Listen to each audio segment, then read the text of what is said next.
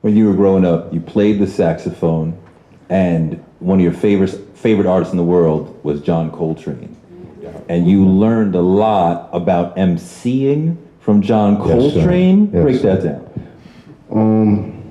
Word up, man. Long story. My mom sang. My oldest brother played piano.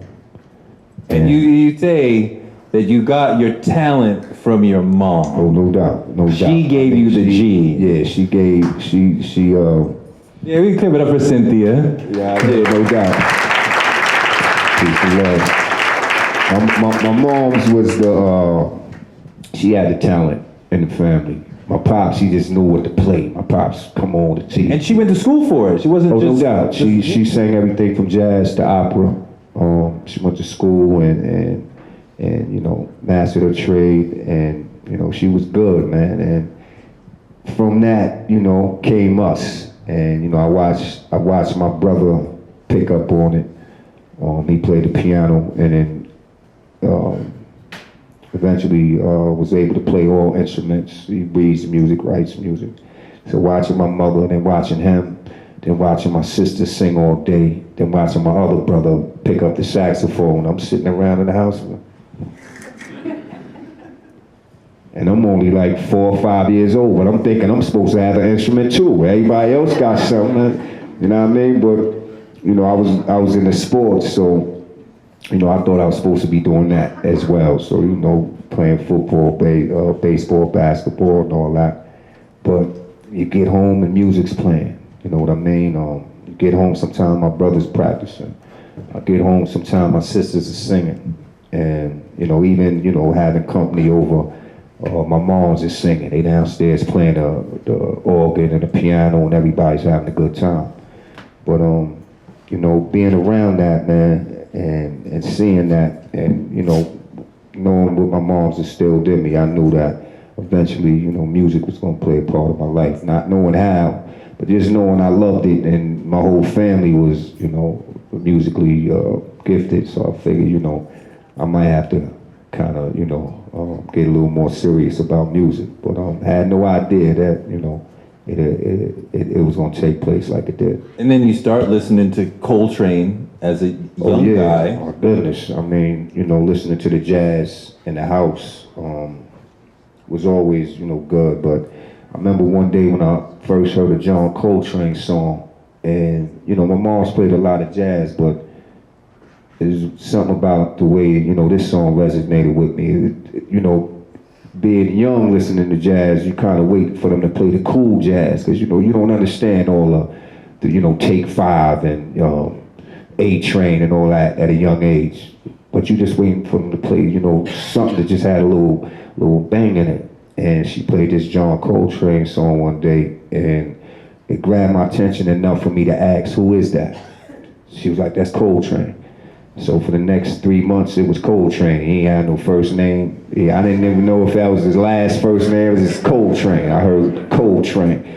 But I heard that, and it just started, you know, sticking with me. Whenever I heard a, you know, sax song after that, I asked my mom, so my pops, is that Coltrane? No, that ain't Coltrane.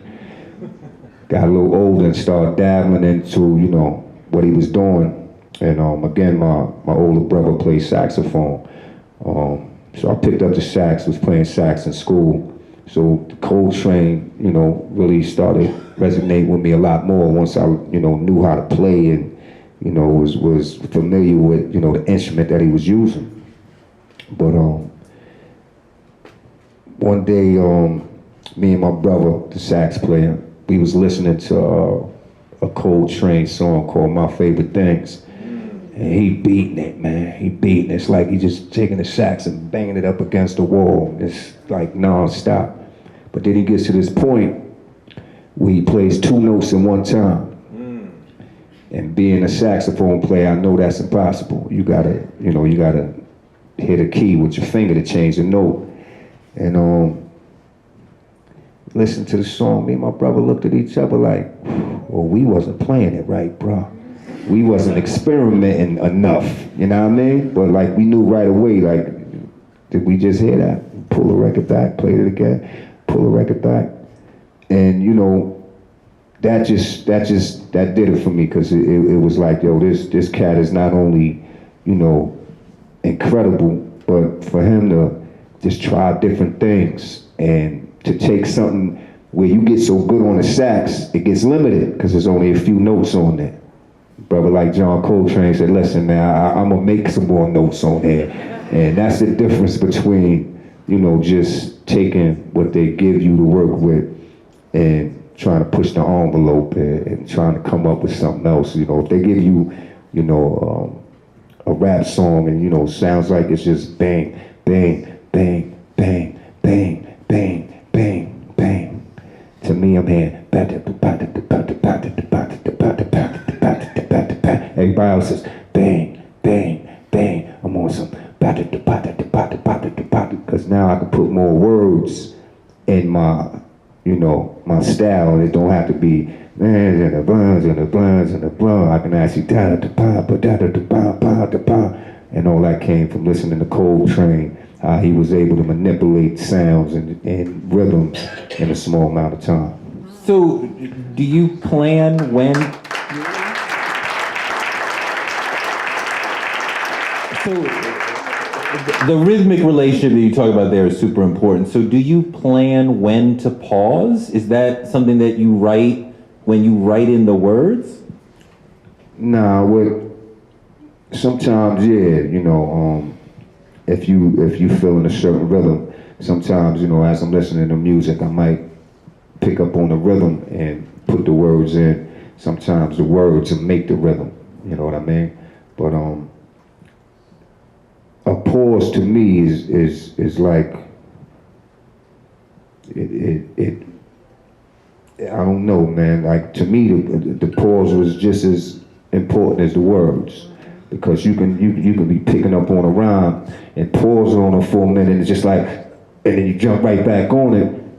It's also creating, you know, a rhythm or a rhyme pattern. So once I started realizing how to place words in different points of the measure to make it sound crazy. Like, for instance, you could say a 4-syllable word at the end of a bar, but if you say it somewhere in between where it's not as common to hear, it makes it just sound a little more better, man. It just puts a little more, you know, rhythm or a little more of the style on it. And once I started realizing that, then of course I started not only, you know, placing pauses in my rhymes, but I would put a pen mark in between my words to know, like, yeah, pause right there.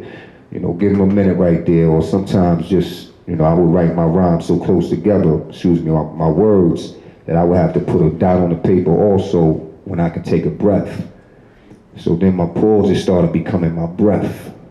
And, you know, I just learned how to, you know, manipulate it if I had to, because, you know, sometimes you put a lot of words, or I used to trap. I used to always say, well, they used to say, wow, you trapping yourself again, because I put so many words in the pattern. If I miss that breathe point, then, you know, I can't finish the verse. And I'm like, yo, Rob, come on, man, you making it too. So listen, man, if I can't say it like this, I'm not gonna say it, man. So it just made sense, and it just gave my rhyme, you know, a little more identity. That's all the words past the margin.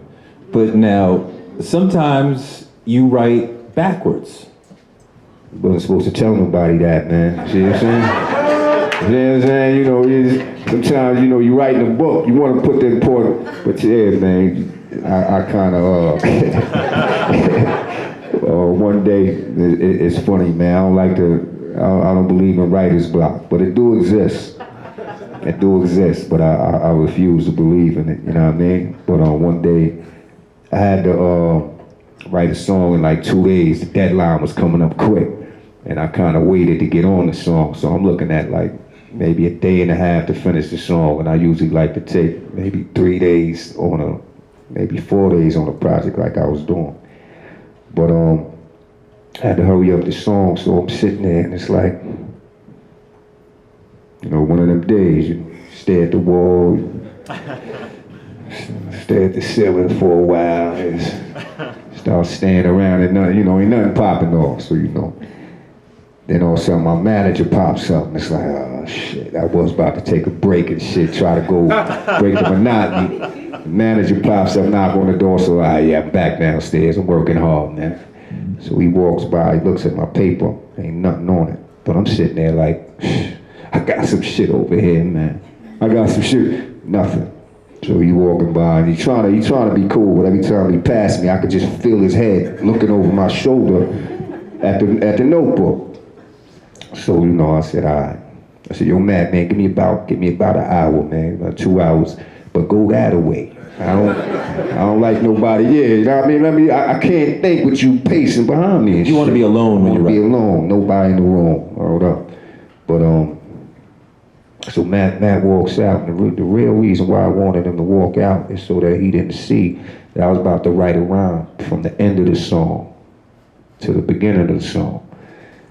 And that's a little trick that I came up with, like whenever I get writer's block. But I guess knowing